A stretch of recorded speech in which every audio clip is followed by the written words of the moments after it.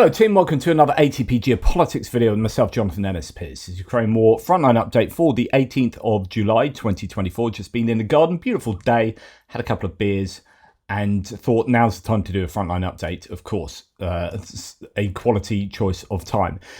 I want to start though by just giving props to Benny Bai, who has, and I've told you this before, but is this going somewhere? He has created, so one of the awesome members of the team here has created ATP Distilled, which is an AI-driven summary update of all the videos I do. And for example, if you look at my video earlier on, my Geopolitics video, it summarizes it into sections. That means that you can read through my videos without having to listen to the whole video. So say you are somewhere where you can't listen to something on your phone, you can still check out my videos and be up to date with everything that has gone on, as each video is summarized by AI and written in the third person. It's absolutely brilliant. He's done an amazing job doing that. He's also sorted out a way whereby, this is just a little bit for me, but it will affect you guys, whereby the Institute for the Study of War, American military think tank daily report will get summarized into just sentences of key things that have happened across the front line. And so AI will take that and just give the bullet points of the main events from the ISW, and I think I might use that just to make my time more efficient in order to relay to you the important points. But that will hopefully go on ATP Distilled, and you can search all of my videos through the search function, which has a full text search, and you can say pick a particular topic I've talked about, but you want to see where I talked about it.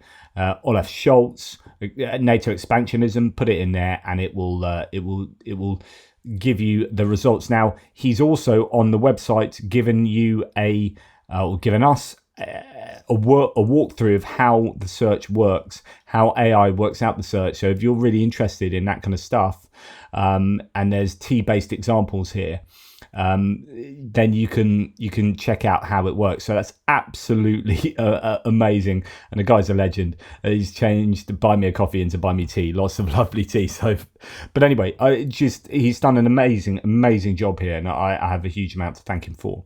Right, if you don't know what the lines on my map mean, please check out the screen at the moment, pause the video. There has been quite a lot of activity. I didn't do an update yesterday, did I? I don't think.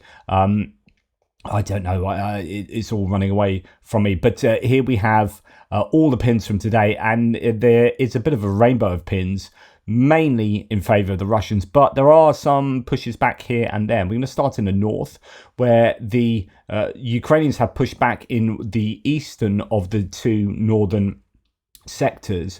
Not in Vovchansk, though, in Staritsia, this other settlement to the west of Vovchansk, or southwest of Vovchansk. So that has been, interestingly though, the other mappers, Deep State Map and Andrew Perpetua, did not have this town or village under the control of the Russians. Surat Maps did, so this might be more of a rejigging than actual pushback from the Ukrainians. But they claim that situation on Northern Front, recent video footage shows Ukrainian army controls most of the Staritsia at Chuahiv axis. However, Ukrainian advances seem to have taken place between the last days of June and the first week of July. Now, this is a really good example of how a large area of space is actually under Ukrainian control, and that's only been found out by video evidence, and that's going back almost a month, right? So he's admitting that's almost a month, but actually how much other territory all across the front line does predominantly Ukraine actually control, or does Russia not control? But because he takes on everything that the Russian MOD says unquestioningly, then you get to this situation where he has vast amounts of land under Russian control, and Deep State Map and Andrew Perpetua don't. Now, that's not to say he's always wrong. So quite often he's ahead of the game.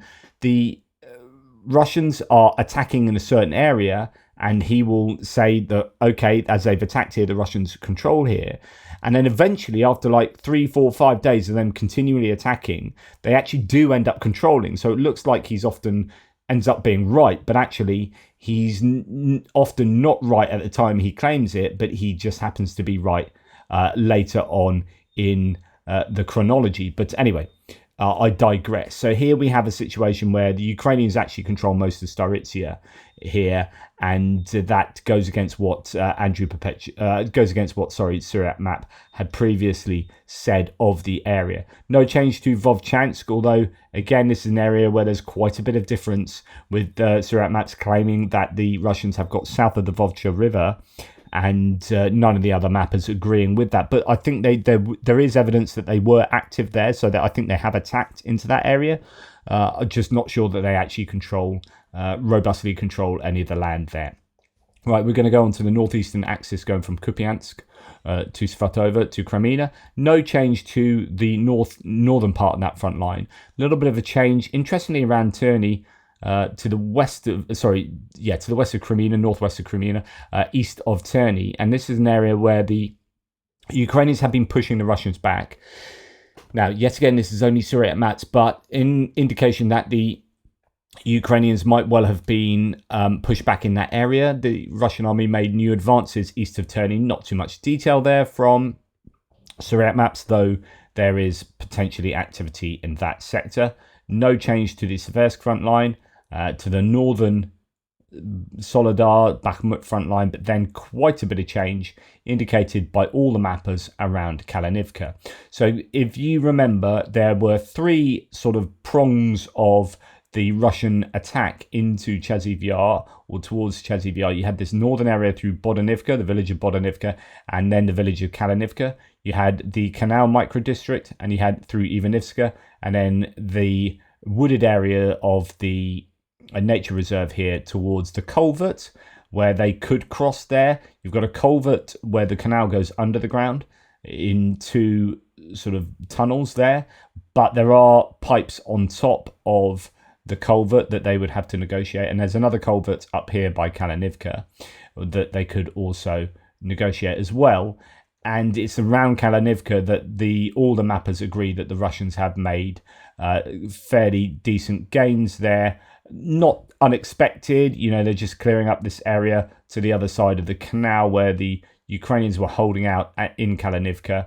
And yeah, their general agreement there, when it gets north of Bodanivka, or kind of northwest of Bodanivka, a little bit of a disagreement between Surat Maps having quite a lot of Russian territorial control compared to, say, Deep State Map there. So that's about 2 kilometers difference there, which is pretty significant. I'd imagine that's probably grey zone. So quite significant gains over there. Now, this is a bit of a walk back, and I was wondering about this one. Yeah, I was just checking Andrew Perpetua there. I had to go off and check to see he hadn't explained this on his threads, on his Twitter feed, and he hasn't. But this was a weird one where suddenly he had Klishchivka under Russian control, or precisely not quite Klishchivka, but this area of land almost as it goes uphill there before you get to the trenches, and the kind of northwestern side of Klishchivka. So not the main part of the village, which is now completely rubberized. And he had this long bridgehead coming down here, and he had that for one day, and then there's taken it back. So something's gone on there. I thought it was odd that suddenly in one day they'd take all that land. There's a big difference between the mappers here. This is one of those areas where Surat Maps, I'm sure, is largely wrong. The trench lines to the northwest of Klishchivka are supposedly under, or certainly were under, Ukrainian control for a long time, while Surat Maps claim they are under Russian control. Whether they still are, I don't know. It might have changed. That was a long time ago, but something weird going on there where there seems to be a rejig. Russians controlled all of that, and then they didn't a day later. But anyway, there is that's happened with Andrew's mapping. And then when we come down to Toretsk, so the Russians have been pressuring Toretsk from the east, and also New York from the south. We have some gains for Russia in the Zalizhne area, where Surat Maps says that the Russian army continue advancing inside Zalizhne, taking control over number 13 school and a series of houses along Shkilna Street there. So, yep, some gains for the Russians in that neck of the woods. And then as we come down to New York, it's funny goings on here. Not quite sure what to make of this. A few days ago, I'd missed this one. Actually, Deep State Map had the Russians sort of controlling all of this area, and then they were shifted back on the western side of this salient into New York, but then gained a little bit up to the northeast over here. As you can see there, it sort of came down here, and now the Russians control that according to Deep State Map. And then the Russian control zone was all the way over here, basically in line with what Surat Maps had, and then not anymore. And Andrew Perpetua has then pushed back quite considerably around this area too. So quite possibly a large counterattack around here.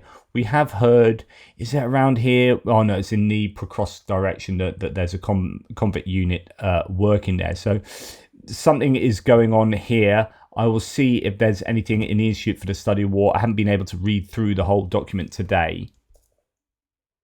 So the ISW, maybe because this would have been a report from last night, so it might not be what's happened over the last 24 hours per se.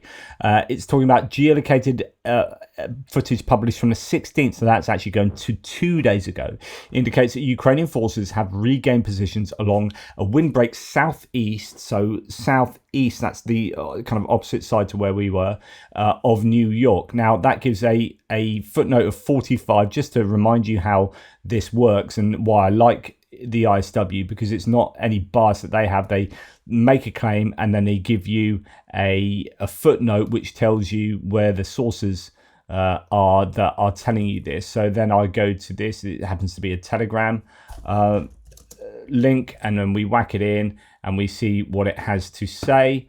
That one doesn't tell me too much about geolocations, so then we go to the other one and we see if that tells us something. I'm just showing you the sort of thing that I do on a daily basis.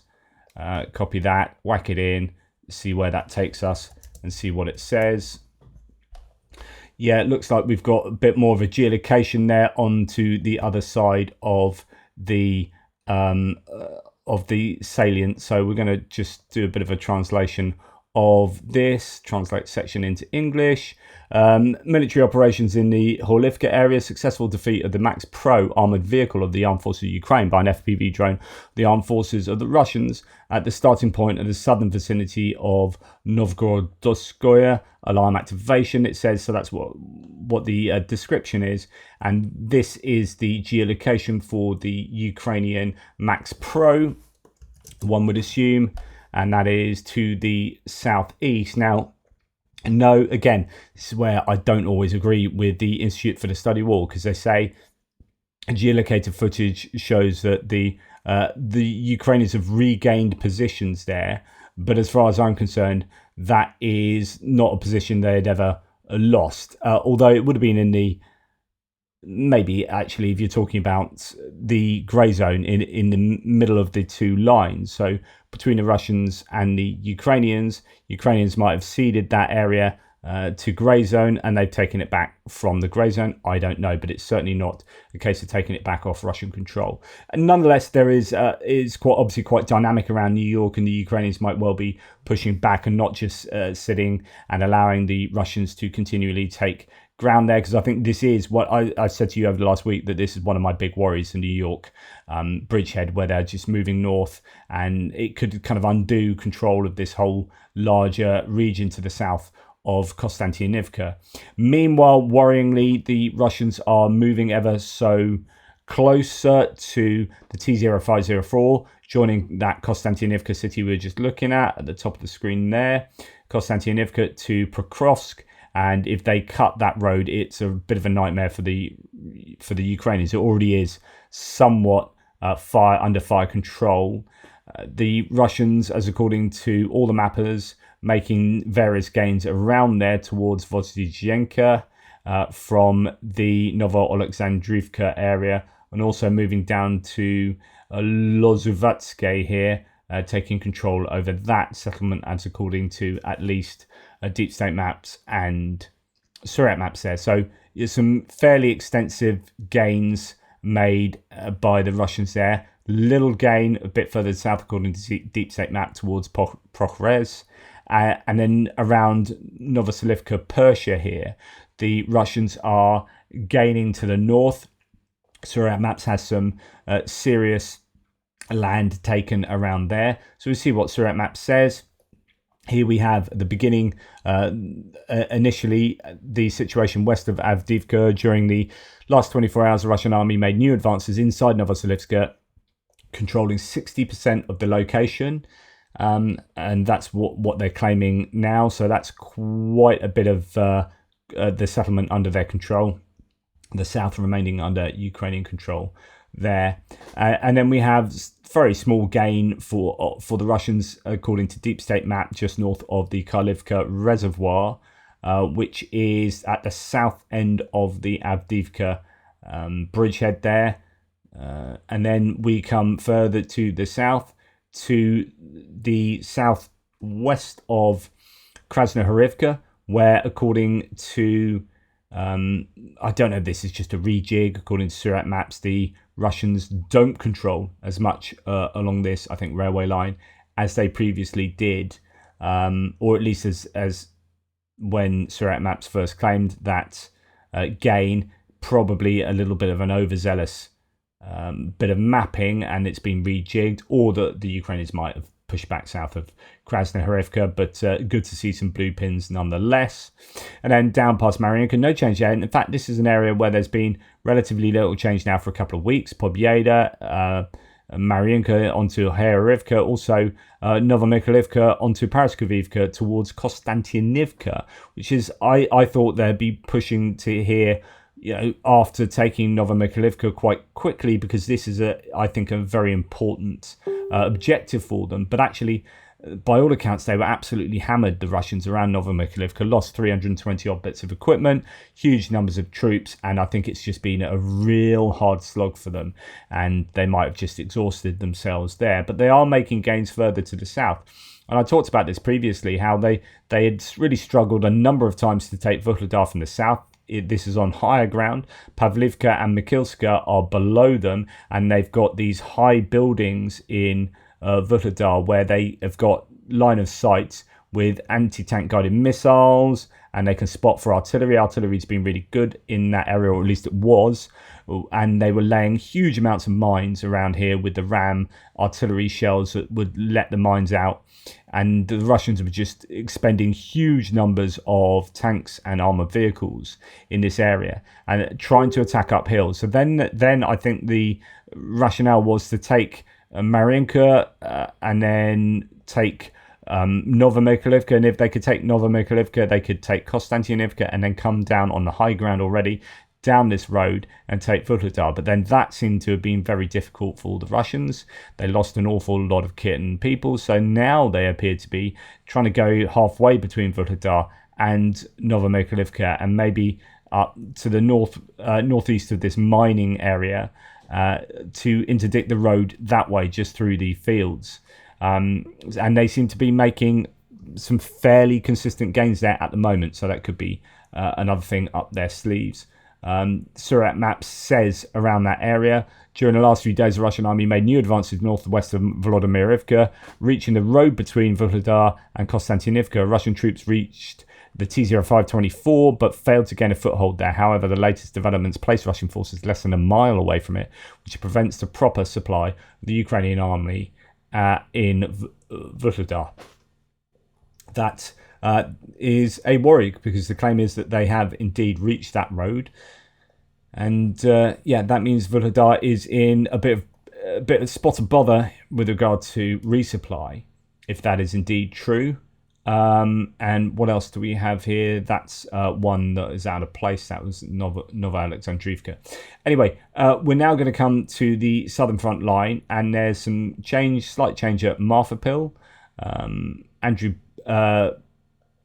No, we'll come on to that in a second. So Marfapil, I think I've got the wrong colour there. That's possibly the wrong colour. That might well be, that should be Surat Maps there. No, that is Andrew Perpetua. So I think Surat Maps has just brought this one out.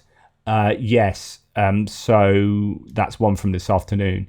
Yeah, I've missed that. So that's interesting. So both Andrew Perpetua and Surat Maps agree. They've obviously got the same evidence to suggest that the Russians have taken that land. Surat says the Russian armies restarted the advances at Hliaplay axis and taken control over a series of positions west of Marfapil.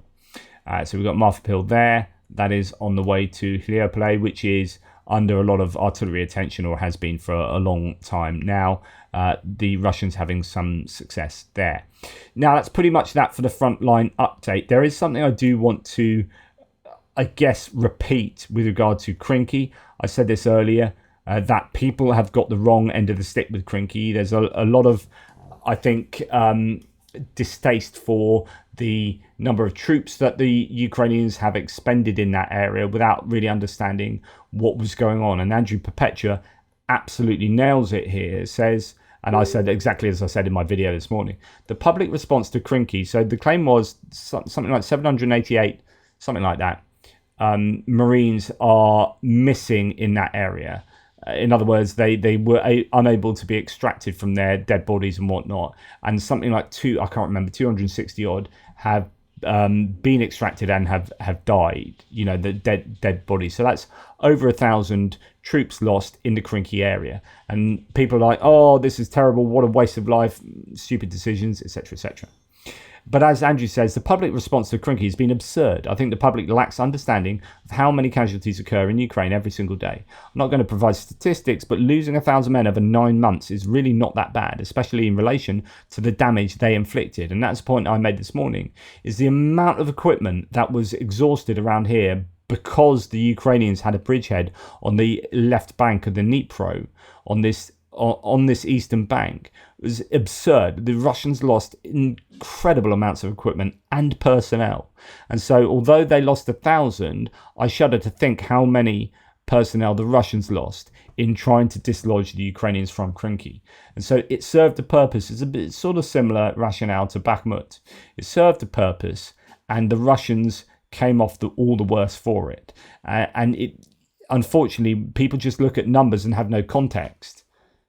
If you said, oh, the Allies lost 1,000 people in World War II, you'd be like, oh, that's amazing, considering, 1,000 people at Krinky. I mean, how many do they lose a day? How many do the Russians lose a day? How long were they there?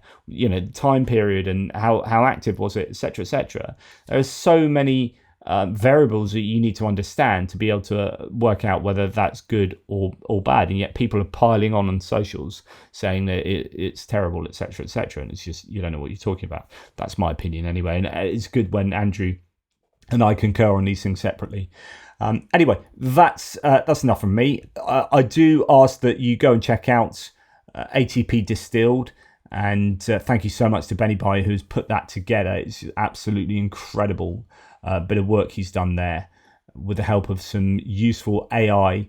But even with regard to AI, you've got to program it. You've got to tell it what to do. And I've spoken to him. We had a video call with him the other day, and he's just on point. He knows his onions with regard to that. But go and check that out. It'll be linked in the video below. Anyway, thanks so much for watching. Really appreciate your support. Take care, guys, and speak to you soon. Toodle pips.